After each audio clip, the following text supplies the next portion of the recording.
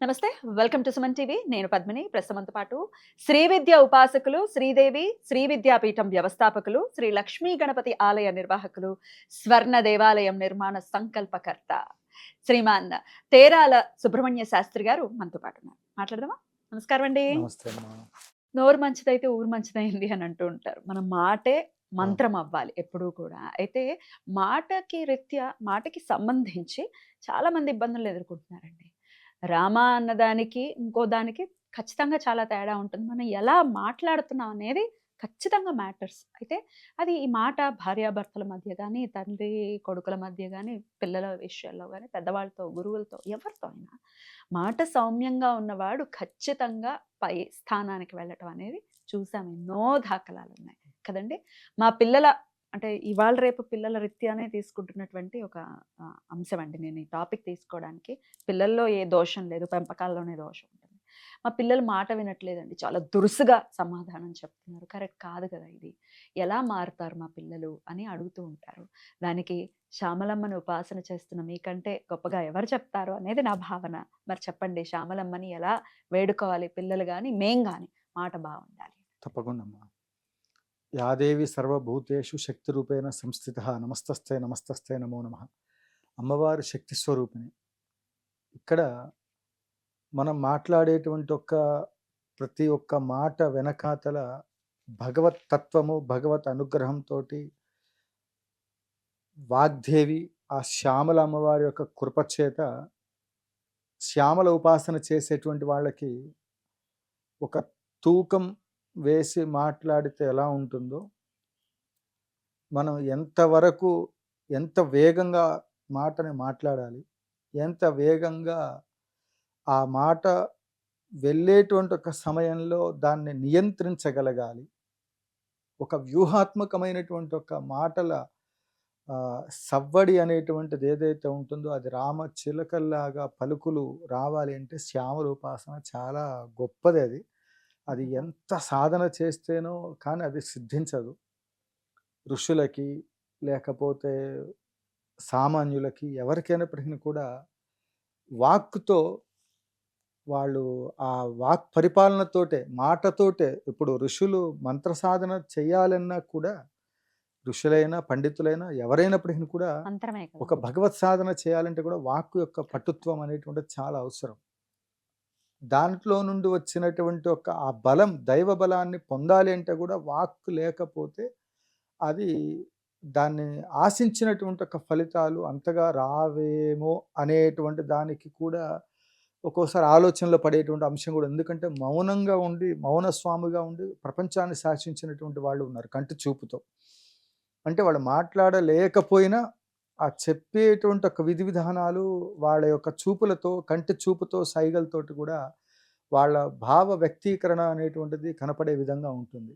అది body language అవ్వచ్చు, మాట్లాడేటువంటి ఒక మాట తీరై ఉండొచ్చు. ఏదైనప్పటికీ కూడా ఒక వ్యక్తి తను ఉన్నత స్థితిలోకి రావడానికి ప్రతి ఒక్కళ్ళకి కూడా వాక్కుతో వాళ్ళ జీవితంలో అత్యంత ఉన్నత స్థితికి రావాలి అంటే శ్యామల ఉపాసనలో మూలమంత్ర అనుష్ఠానమును చక్కగా యాలుకలు ఉంటాయి, లేదా తాంబూల పరిసేవితాయ నమః అంటే చక్కగా సుగంధ పరిమళాలకు సంబంధించినటువంటివన్నిటిని కూడా మరి తాంబూలంలాగా వేసుకొని అమ్మవారి యొక్క మూలమంత్ర అనుష్ఠానమును రోజు కనీసం 105 తాంబూలం వేసుకొని అప్పుడు సాధన చేయాలి.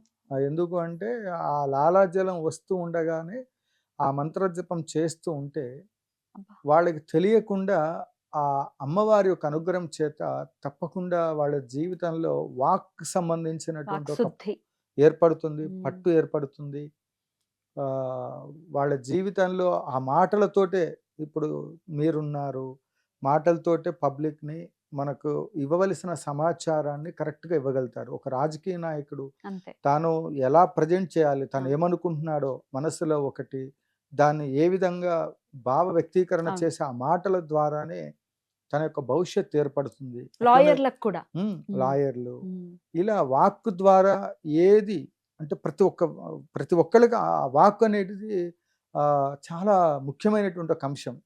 దాని గురించి శ్యామల ఉపాసనలో తాంబూలం మనం వేసుకొని మూలమంత్ర అనుష్ఠానం సాధన చేసినట్లయితే తప్పకుండా వాళ్ళ జీవితాల్లో వాక్ సంబంధమైన దోషాలన్నీ కూడా తొలగుతాయి.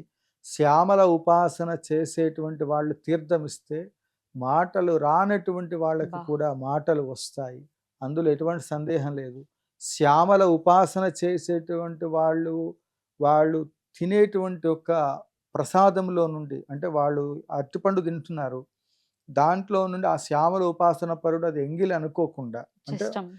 అంటే వాళ్ళు నోట్లో పెట్టుకోకపోయినా అది ప్రసాదంగా తీసుకునేటువంటి ఒక సమయంలో అది తీసుకొని ఆ ప్రసాదంగా ఇచ్చినటువంటి వాళ్ళకి కూడా అద్భుతమైనటువంటి ఒక పాండిత్యం వచ్చినటువంటి వాళ్ళు ఎందరో నా కళ్ళ ముందు నేను చూశాను. అతనికి ఇంకా చదువు రాదు, ఇతనికి విద్యాభ్యాసం వంట పట్టడం లేదనుకున్నటువంటి వాళ్ళకు కూడా శ్యామల ఉపాసన చేస్తే అద్భుతంగా రాణించినటువంటి వాళ్ళు ఉన్నారు.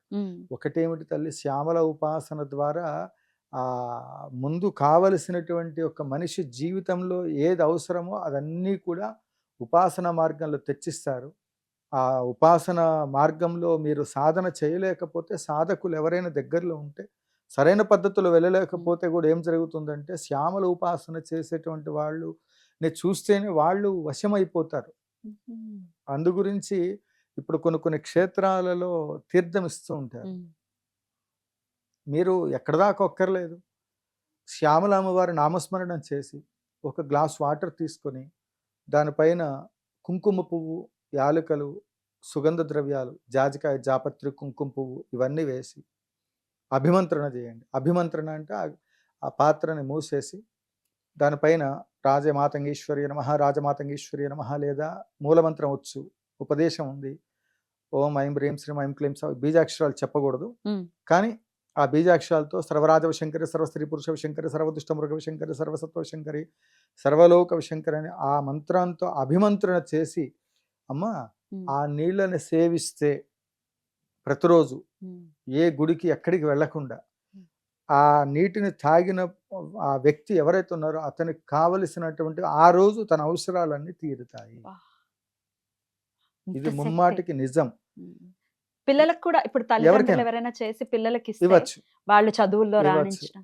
అట్లనే స్నానం చేసేటప్పుడు కూడా మనం వెళ్ళామా, స్నానం చేసామా, కాస్మెటిక్ అవన్నీ చేసామనేది కాకుండా కాస్త ఈ సుగంధ ద్రవ్యాలు వేసుకొని, పసుపు వేసుకొని, ముందు మనం స్నానం చేసిన తర్వాత ఆ నీళ్లలో ఒక మగ్గు నీళ్లు తీసుకొని పుండరీకాక్షని గురునామస్మరణ చేస్తే చాలు, తప్పులేదు. ఆ నీళ్ల పైన కూడా ఈ శ్యామల మంత్రాన్ని అభిమంత్రణ చేసి ఒక 3 సార్లు, 4 సార్లు, 5 సార్లు, 6 సార్లు, 11 సార్లు, ఎంత ఓపిక సమయాన్ని బట్టి అలా 11 పర్యాయాలు శ్యామల మంత్రాన్ని ఆ విధంగా అభిమంత్రణ చేసి స్నానం చేస్తే ఆ వ్యక్తికి పట్టి పీడిస్తున్నటువంటి ఒక గ్రహ దోషాలన్నీ తొలుగుతాయి. ఎందుకు రాజశ్యామల అమ్మవారి యాగశాలకు రండి, తీర్థం తీసుకోమని చెప్తున్నామంటే, ఆ తీర్థం తీసుకున్న వ్యక్తి ఆ అనుష్ఠాన క్రమం ఏదైతే ఉందో, ఈ అక్షరలక్షలు చేసినటువంటి మామూలుగా 11 సార్లు చేసి ఆ నీళ్లు పోసుకుంటేనో, ఆ నీళ్లు తీసుకుంటేనే తీర్థంగా ఆ వ్యక్తికి శ్యామల అమ్మవారి ఒక అనుగ్రహం లభిస్తుంది కదా. అలాంటిది లక్షల జపం చేసిన తీర్థం అక్కడ సత్తుపల్లిలో లక్ష్మీ గణపతి ఆలయంలో ఉచితంగా ఇస్తున్నాను. అందువల్ల ఈ వ్యక్తి ఆ తీర్థం తీసుకోవడం ద్వారా ఆ వాక్, అంటే తనకు తెలియకుండానే రోజు మాట్లాడేదానికి ఈ శ్యామల ఉపాసన చేసిన తర్వాత తన జీవన శైలికి మార్పు వస్తుంది.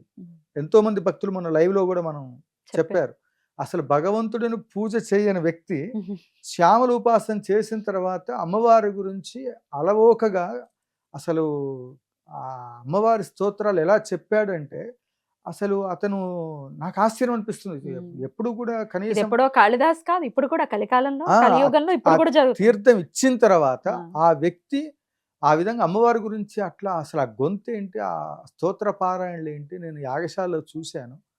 అసలు నాకు అనిపించింది, ఇతను ఎప్పుడు కూడా గుడికి వచ్చినటువంటి ఒక వాతావరణం కనిపించలేదు. నాకు చిన్నప్పటి నుంచి తెలుస్తాను.